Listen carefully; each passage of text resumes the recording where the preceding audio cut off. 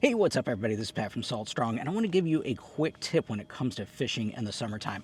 Well, it's no secret that it's just absolutely hot out here, especially in these dog days of summer. It's now August. These water temperatures are going to be the highest that they're going to be all year, and it's going to affect these fish in different ways. So we need to adapt to that.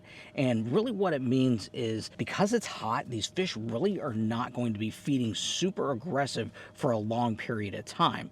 Typically, whenever the sun goes down and at nighttime, that's going to be your best feeding periods. But what happens is that bite shuts down pretty quick after that sun comes up. If you think about it, think about whenever you're outside working. If it's really hot outside, you're not going to be working at the same pace whenever the temperature is moderate or whenever it's cooler outside because you just don't feel like going that fast. And the fish do the same thing when it comes to feeding. So they're looking for an easy prey.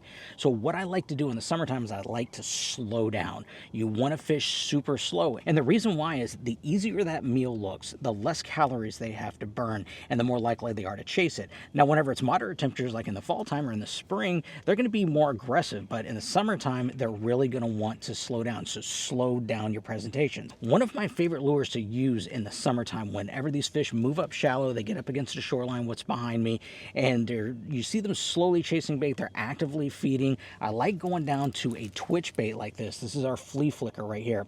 And the reason why I like the Flea Flicker so much is because of how slow it sinks. It's really a suspending lure, but it does have a slow sink to it. And what that allows you to do is when you cast it out there and you're working it back, you can let it sit for 3 seconds, 5 seconds, even 10 seconds. And that is really going to improve your chances on getting bit because it's going to look like an easy meal and it's going to look like something that the fish don't have to chase down.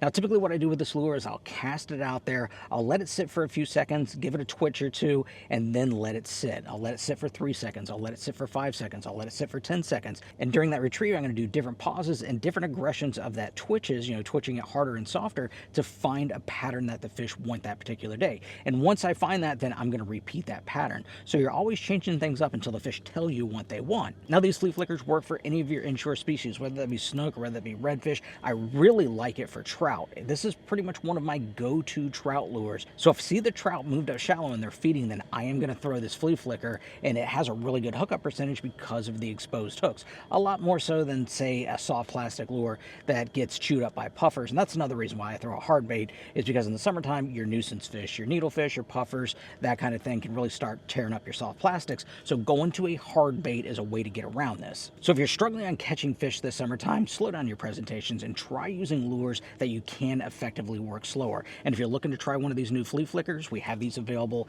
at fishstrong.com. As a matter of fact, we're dropping 2 new colors. We've got the Mullet HD and also the new Pilchard. So make sure and check that out at fishstrong.com. And remember, Salt Strong Insiders get a huge discount off a tackle at fishstrong.com. So I'd like to know from you, if you have used the flea flicker before, whether it be one of the older colors or if you've used something like it, let me know in the comments down below. I'd love to hear your thoughts. As always, appreciate you watching. Hope this helps out, and I hope your next trip out on the water is a great one. Bye.